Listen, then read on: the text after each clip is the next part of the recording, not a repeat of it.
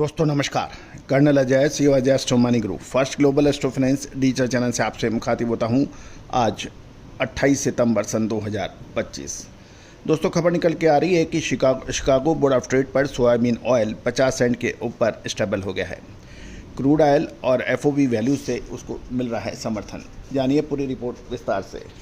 दोस्तों एक विशेष घोषणा, नवरात्रि के शुभ और पावन अवसर पर जो सब्सक्राइबर्स को विशेष छूट दी जा रही है उसके कुछ दिन शेष रह गए हैं। बताते हुए बड़ा खुशी हो रही है कि हमारा जो लक्ष्य 1000 नए सब्सक्राइबर्स को जोड़ने का था वो ओवर शूट हो गया है। यानी अब 1000 से अधिक सब्सक्राइबर ऑलरेडी जुड़ चुके हैं। आप भी जुड़ सकते हैं।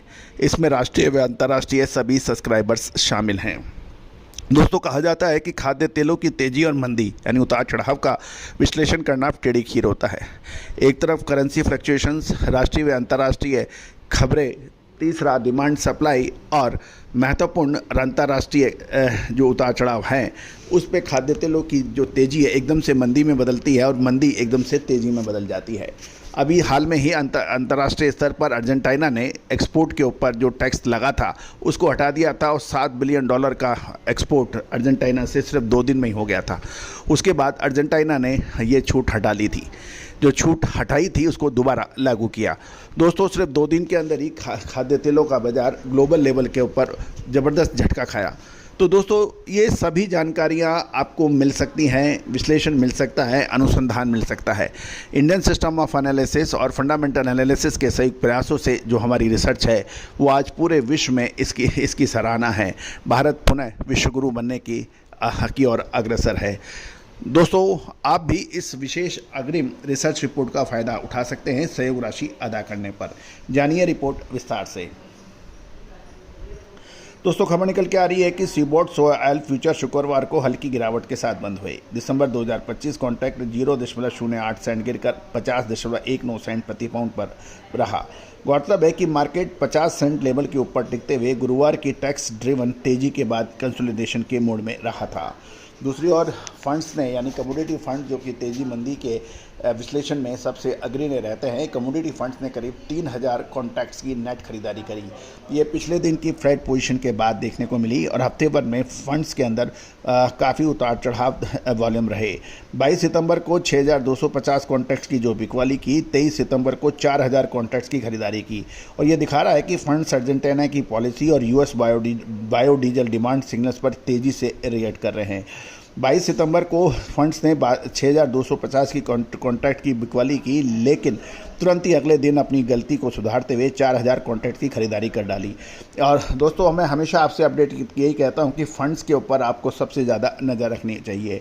दूसरी ओर कच्चा तेल यानी क्रूड ऑयल भी खाद्य तेलों की तेजी मंदी में काफ़ी असर डालता है।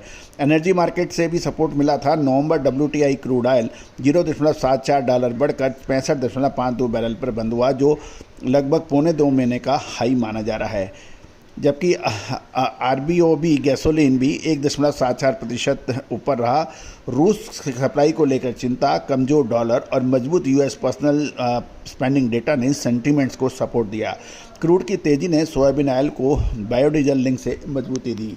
दूसरे ओर UNO के अंदर रशियन मिनिस्टर द्वारा जो उद्बोधन कल था उससे भी काफ़ी हद तक रहा और जो भी इस न्यूज़ को बहुत बारीकी से नज़र डालते हैं उसमें यह भी बिल्कुल स्पष्ट हो गया है कि अब कोई बड़ी शांति के लिए कोई बड़ा प्रयास करना ही होगा, जब तक इसके अलावा और कोई संभव नहीं है। यूरोप की बात करें तो यूरोनेक्स्ट डेफिसिट 2025 कॉन्ट्रैक्ट 1.25 यूरो गिरकर 471 यूरो पर बंद हुआ और यूरोपियन ऑयल सीड्स में कमजोरी देखी गई।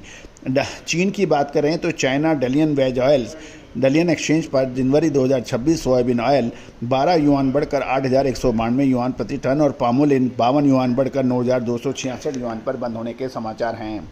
फिजिकल मार्केट की हम बात करें तो साउथ अमेरिका यानी लैटिन अमेरिका के FOB वैल्यूज स्थिर रही।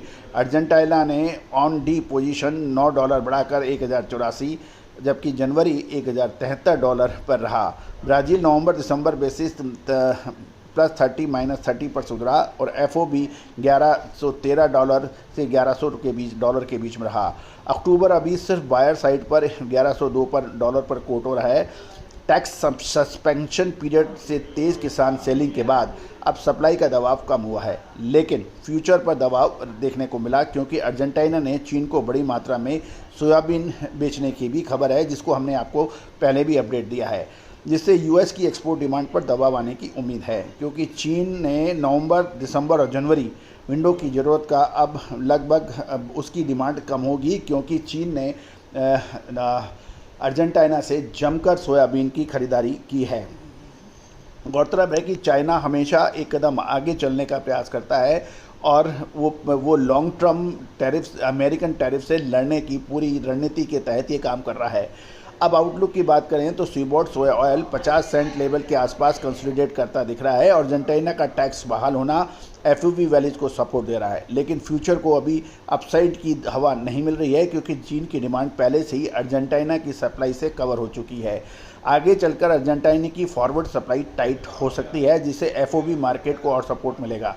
सीबोर्ड के साथ गैप कम हो सकता है, लेकिन टैक्स फ्री पीरियड में भारी कमिटमेंट्स, फंड्स की सतर्क पोजीशनिंग और यूएस बायोडीजल डिमांड की अनिश्चितता के कारण अब बाजारों के अंदर और उतार चढ़ाव की संभावना बनेगी। दोस्तों, विशेष अग्रिम रिसर्च रिपोर्ट के लिए आप संपर्क कर सकते हैं। दोस्तों, अक्सर कुछ विश्लेषक ये कहते नज़र आते हैं कि हमारे पास भी ग्लोबल न्यूज़ हो तो हम एनालिसिस करते हैं। तो दोस्तों, ये सभी जानकारियां हम आपको निःशुल्क प्रोवाइड कर रहे हैं, लेकिन विशेष अग्रिम विश्लेषण के लिए आपको सहयोग राशि अदा करनी पड़ेगी यदि आप हमसे डायरेक्ट लेना चाहते हैं। All the very best, good luck. Sonakshi की रसोई में आज की स्पेशल गेस्ट है मौसमी चैटर्जी जी। ये जी नहीं, मौसमी आंटी। ओके आंटी मौसमी, तो आज आप क्या बनाएंगी? मैं क्यों बनाऊं? मैं तो गेस्ट हूँ, आप बनाओ, हम खाएंगे। एक्टिंग में तो हिट हो, अब खाना बनाओ सुपर हिट। ठाट से बनाऊंगी खाना, है ना द बेस्ट एवरीडे मसाला। आओ बनाते हैं मसालेदार छोले। छोले हर रोज के करी में एवरीडे मसाले, शाही बिरयानी में स्वाद का जायका। পটল পোস্ত আর সর্ষে ইলিশ ভাপা।